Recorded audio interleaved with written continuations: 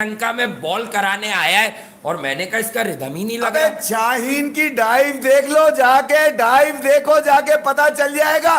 दोनों घुटने बचाए उसने अपनी डाइव मारने के लिए। बॉलर्स में से 2 आउट हो गए।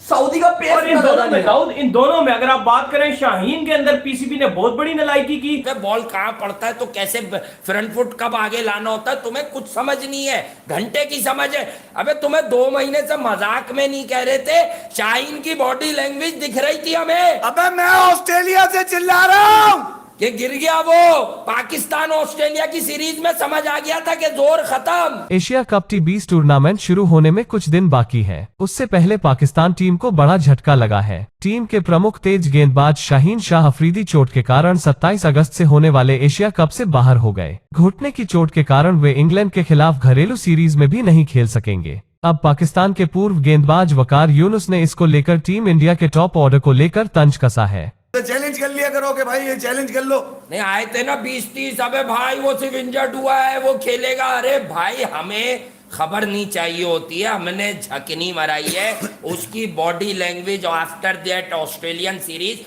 वो श्रीलंका में बॉल कराने आया है और मैंने कहा इसका रिदम ही नहीं लगा। शाहीन की डाइव देख लो जाके, डाइव देखो जाके, पता चल जाएगा। दोनों घुटने बचाए उसने अपनी डाइव मारने के लिए। तुम उस डाइव कहां से घुटना खराब हो जाएगा उसको उस डाइव में? कह रहे हो कि उस डाइव से अनफिट हुआ। अरे भाई वो डाइव बका की डाइव थी कि मैं अपना घुटना बचा के ऐसे उछल के डाइव लगाऊं। वो खेला क्यों? सवाल ये खेला क्यों? जब तुमने देख लो अब लग गए ना यहाँ पर आपके पास अवेलेबल ही नहीं है वो। नहीं अब राहुल दिखा रहे हैं कि शार्दुल ठाकुर को कह रहे हैं अब तो हम इससे भी जीत जाएंगे, अब तो ऐसा भी बॉलर नहीं है तुम्हारे पास। अब कल मैंने देखा था हारिस रऊफ को वो शाहीन वाले स्टाइल मार रहे हैं। अबे इनको आउट करके तुम स्टाइल मार रहे हो। ये दुनिया की बदतरीन टीम को आउट करके तुम लोग इतने चौड़े चल रहे हो, बगैर तो रन मार रहे हो। इनके ऊपर शर्म आनी चाहिए तुम्हें। तो बैठ के मैच में तालियां बजानी चाहिए केएल राहुल की तरह तुम लोगों को। जी यहाँ कर रहे थे, लोगों को लगता है कि जी हर चीज बाबर आजम की कप्तानी पे क्रिटिसिज्म हो जाती है।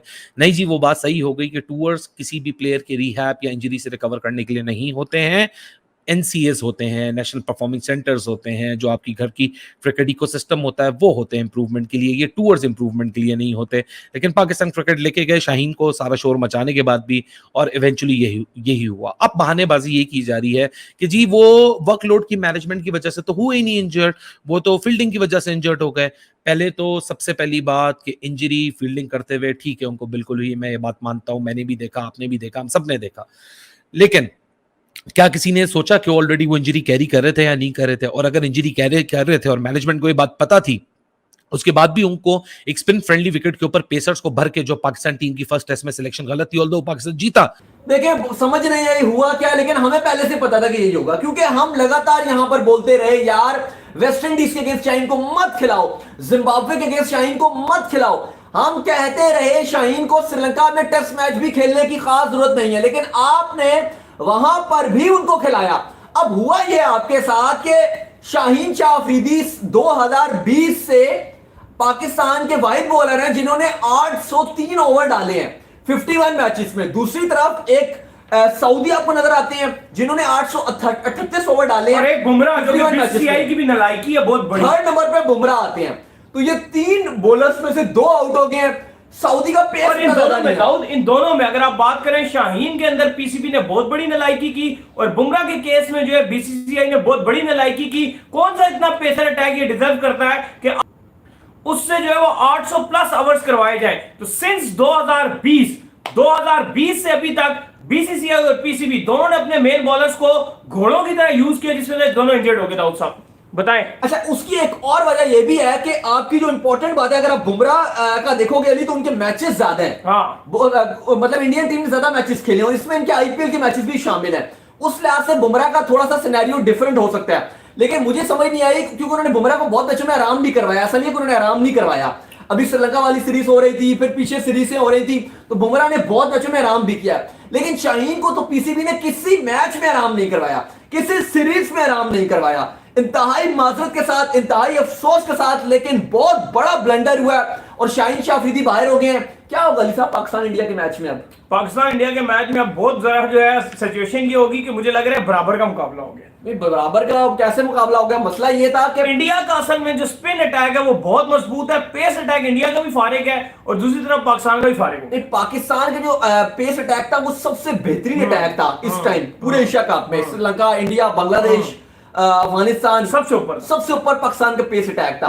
स्पिन अटैक पाकिस्तान का सबसे कमजोर है और अब हुआ यह है कि आपका जो स्पिन अटैक वो पहले ही कमजोर था, अब आपका पेस बॉलिंग अटैक भी कमजोर हो गया है। बॉल कहाँ पड़ता है तो कैसे फ्रंट फुट कब आगे लाना होता है तुम्हें कुछ समझ नहीं है, घंटे की समझ है। अबे तुम्हें 2 महीने से मजाक में नहीं कह रहे थे, शाहीन की बॉडी लैंग्वेज दिख रही थी हमें। अबे मैं ऑस्ट्रेलिया से चिल्ला रहा हूं कि गिर गया वो पाकिस्तान ऑस्ट्रेलिया की सीरीज में, समझ आ गया था कि जोर खत्म। जब पैट कमिंस ने कहा था तो लानत पड़ जानी चाहिए थी उन तमाम घंटे के जो व्यूअर्स हैं, जो फैंस बने हुए घूमते हैं ना साले, कि ये कौन सी विकेट बनाई है जब तुम्हारे पास इतना बॉलिंग में स्पेयर हेड है। लानत नहीं थी मैनेजमेंट और कप्तान के ऊपर उस बिल्कुल वक्त सही कह रहा है।